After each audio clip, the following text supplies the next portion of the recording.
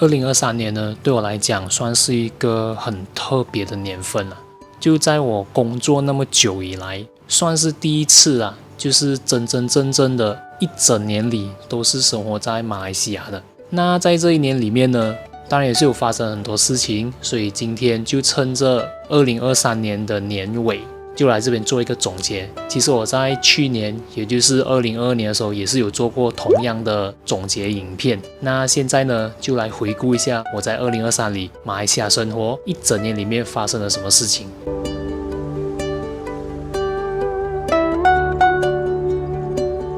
首先呢，在2023年的1月份吧，我 post 了2支影片，一支就是有关于我拿回定金的。我12月25号，什么叫偷偷搬走？不好意思，我已经问过警察了，你不用关门的，你这是遇错人了，我跟你讲你没有看到他的嘴脸，我没有拍到，他一边吃零食哦，他那边摇头，50多岁的人嘞，哇啦，我真没有想过会有那么幼稚的举动，你知道吗？如果在看影片，你们还不知道我在2022的时候发生了一宗租赁纠纷，你们可能可以回到我之前影片去看一看。而另一支影片在1月份里面呢，就是我正式回到马来西亚的第2个农历新年。我不觉得身体还有了。老板就问我，你买这些粉来做什么？老板就讲，哇，都你这样厉害哦，会自己做。讲到底呢，就是一个 no rushing， 不会醒呱呱的感觉，这样子啦。这 staff 讲是在下午或者是晚上的时候才有。我要过年了耶！剪头发的话，你有衣裤吗？没有。那在2月份呢，我比较有印象的其中2支影片，第一支呢就是有关于新加坡的 GST 从7%变成8%。新加坡呢，其实它在去年就已经宣布了，就从今年开始哦，它要把那个 GST 提升到9%。但原本呢，他们是要一下子提升的，可是因为新加坡政府知道，因为疫情的关系，人民都很吃紧嘛，它就延迟哦，就一年的起，就是从2023年的1月1号开始呢，所有的 GST 都会从7%变成8%。没有要去新加坡做工的感觉。如果没有我觉得我背上的书包就觉得好像有点去新加坡做工的感觉。涨了1%过后的那个价钱会变得怎么样？那其实在2024年啦，它将会变成9%，时间非常快，明年就是2024了。而另外一支呢，就是我有向何金彩律师馆去咨询一些关于租赁纠纷，也就是在新加坡如果租房间遇到了纠纷该怎么做的一些解决方案这样子啊。所以呢，它是在这个大牌131 3楼243，所以就是在这边。观众朋友，我们到了。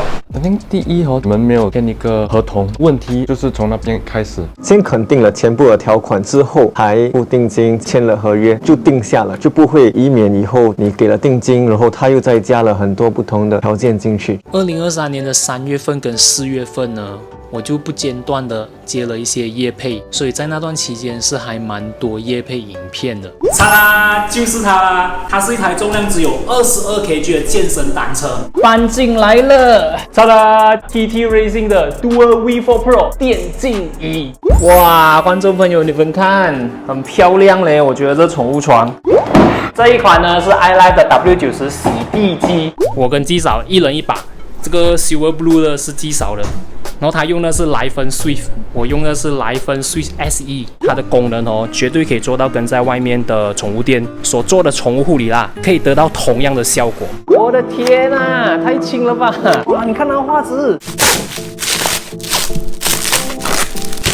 嚓啦，就是它啦！这一款呢是 Inlet Sensor 全能投影机。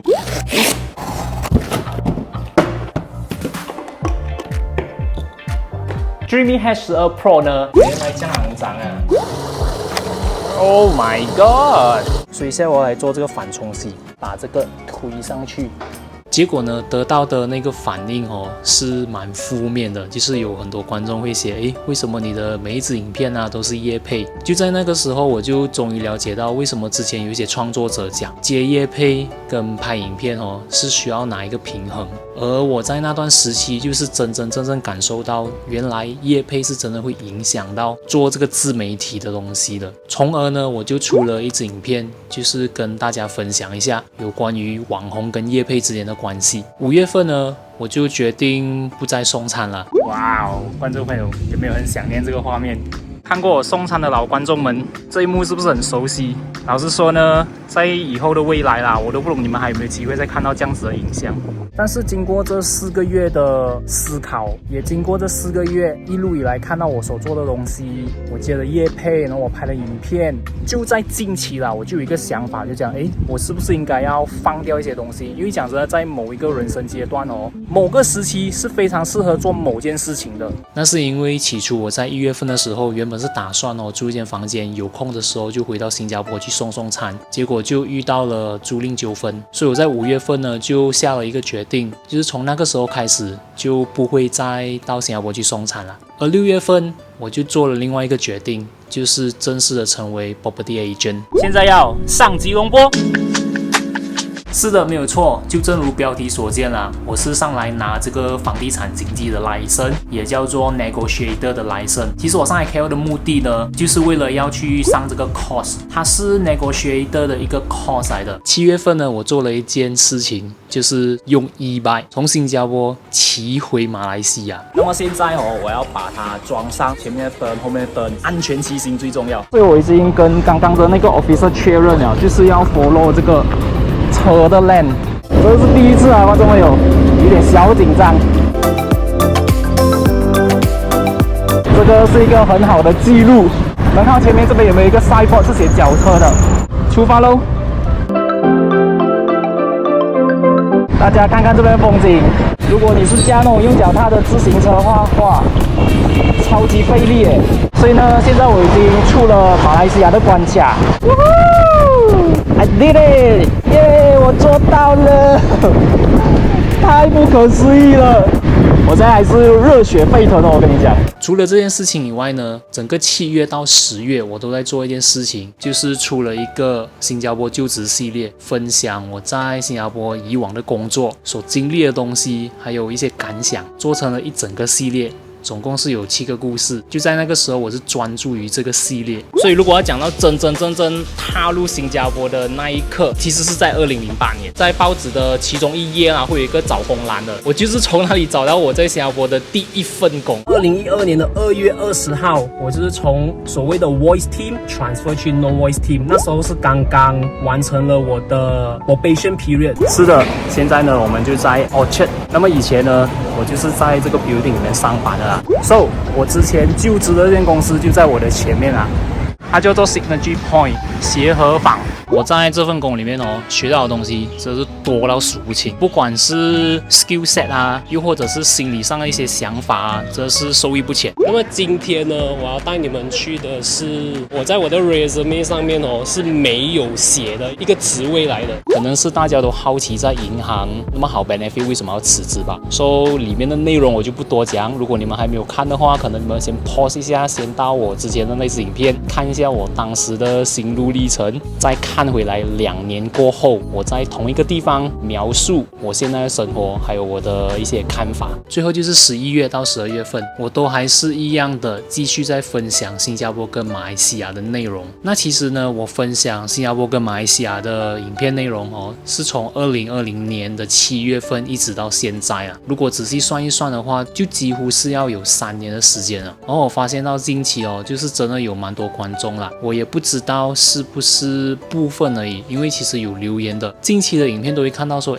为什么又是关于新加坡的一些内容啊？可是我出马来西亚内容又没有看到这些 comment 了，所以我觉得这一支会是我2023年的最后第2支影片，而最后一支呢，我应该会做一支观众守卫的影片了。那在2023年里面呢，我到底做了怎么样的一个突破？其实对我来讲，最大的突破就是除了一个内容创作者的身份以外，我又去拿了多一个身份，就是 property agent。而我成为 property agent 主要原因呢，那个时候是因为计划开一个新的频道，然后也是要帮季嫂做一些 marketing 的东西，然后我又担心如果我没有这个执照的话，公开影片的话会不会给人家讲，所以当时我就决定了去拿这个license。其实并不难的，只是去听3天的 course 就可以拿到了。这对我来讲算是一个小突破啦。老实讲哦，我去见顾客的次数啊，根本都没有超过5次，而且我每次去我都跟纪嫂一起去的。所以未来会怎么样去发展这个 property 的事业呢？现在对我来讲也是一个未知数啦，再看。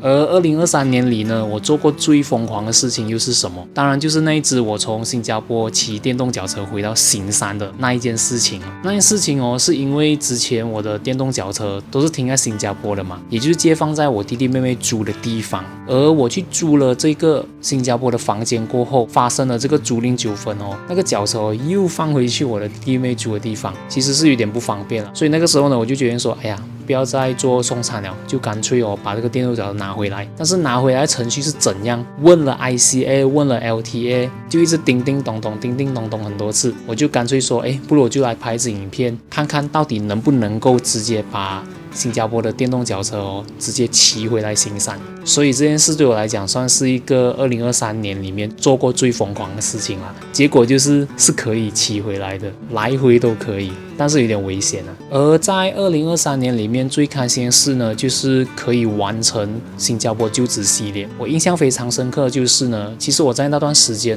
我回到来啦，我是很少出去接触人的，就想说到底是怎么样的一个情况下我会有这种感觉不敢去接触人。所以我就想说做一个新加坡就职系列，去回想一下我之前在新加坡工作的种种经历， try to find out到底是什么原因会让我有这种想法。当然我在回顾的时候有很多酸甜苦辣的一些回忆都涌上来啦。所以对我来讲，我在2023年里面呢做了这个系列，是让我蛮满足蛮开心的。如果你们还没有看过这个新加坡就职系列的话，可能你们可以点击去看一看，里面有分享很多东西。而2023年里面呢，让我觉得最珍惜的事情是什么？一样的，其实那时候从新加坡回到马来西亚最主要的目的就是天天可以看到我们的女儿。所以在2023年里面，让我最珍惜的事情就是我每次回到家，我都可以看到纪嫂还有小番薯。